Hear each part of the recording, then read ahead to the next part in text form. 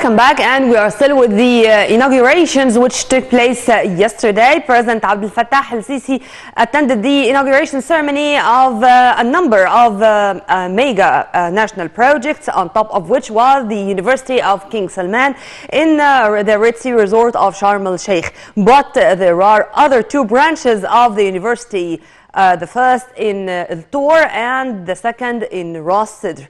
It's going also to receive from 25 to 30,000 students.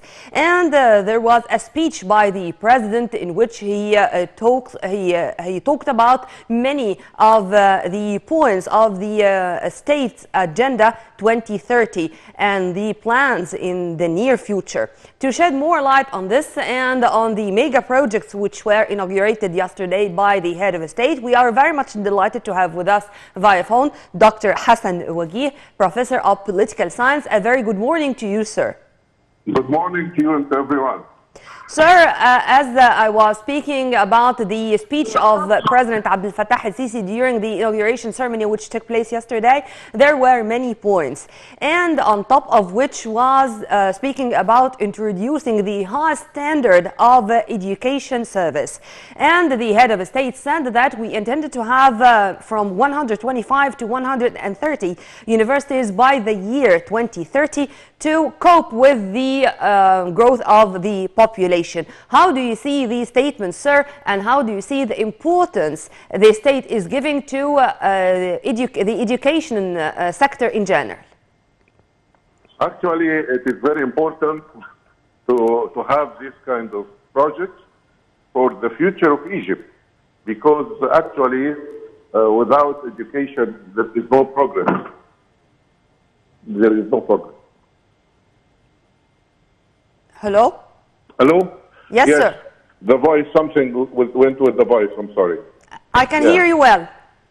Okay, well, so I think that one of the most important things is that when it comes to education, the country has to give a great deal of interest and a great deal of priorities to the re-establishing and improving the all educational institutions in Egypt. And the opening and inauguration of the Salman University yesterday was a great event. It is up to date. It goes with the quality, and I think it opens up a horizon for a quality education. This is the most important thing. It is not the numbers, but the quality of the people who are graduated from such institutions is the prime importance and the priority of the state, and this is the future.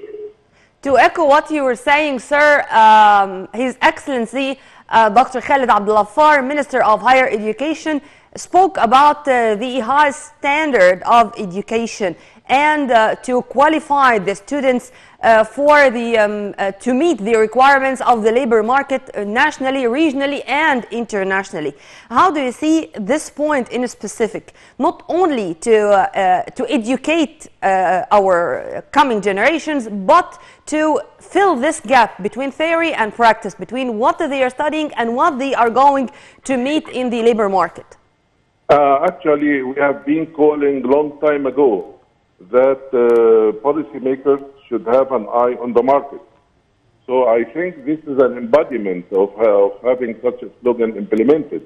Mm-hmm. Because when you have an eye on the market and you can see what kind of colleges were established in, for instance, in Salman University yesterday, you can, from the titles of the faculties, specializations, you can understand how this is an implementation of having an eye on the market.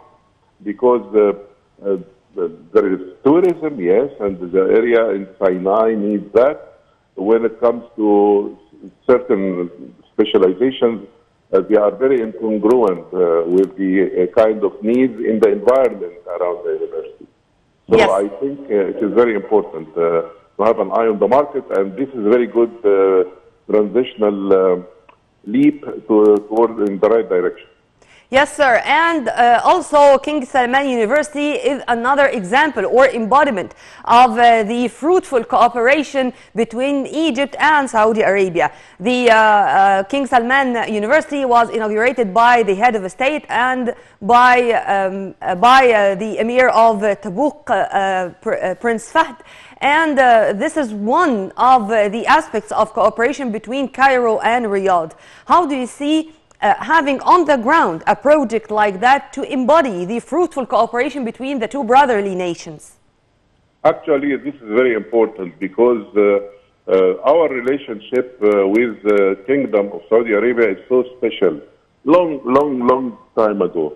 And I think that cooperation between Egypt and Saudi Arabia in all fields, not only in education, would make the whole area much more stable, much more peaceful, much more going to reform the Arab situation at large. Yes, sir. And President Abdel Fattah al-Sisi was also keen to speak about the biggest sewage plant, which is going to be built in less than 8 months from now to be finished, and also about the 2030 ambitious agenda of Egypt, about developing Sinai, and last but not least, fighting terrorism with building, with developing Sinai. How do you see developing Sinai, sir, as one of the first priorities of the political leadership? Yeah, actually what happened during the era of the leadership of President Abdel Fattah al-Sisi is unprecedented when it came to the development of Sinai. Yeah. You know, we have a war of rumors everywhere, as you know, and everyone knows that we have people around us who are really traitors to the country, are all the time trying to disseminate misinformation and misinformation about Sinai in particular.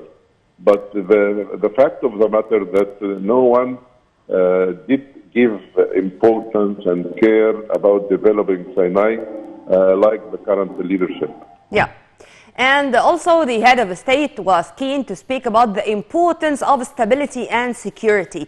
And he said it bluntly. The events which took place in 2011 and in 2013 really had their negative impacts on all aspects of life in Egypt. And today, Egypt is not going to permit such incidents to take place once again. We are on the road of development and we are not going to be back. How do you see mentioning stability, the importance of stability, the importance of security to prevail in the occasion which took place yesterday? Actually, it is very, very important and very vital for the entire Egyptian people to have this stability and the continuation of projects. You can see that there were projects like the museum, which was inaugurated yesterday too in Sharm el-Sheikh. 3 museums. And yeah, and some other things. Actually, most of them were stopped because of the chaos that took place. Yeah. But any country in the world, look at the history of any country. Have you seen in England abrupt and chaotic situation like that? No. In Singapore, in wherever. Countries, all countries, not Egypt is not a special case, yes.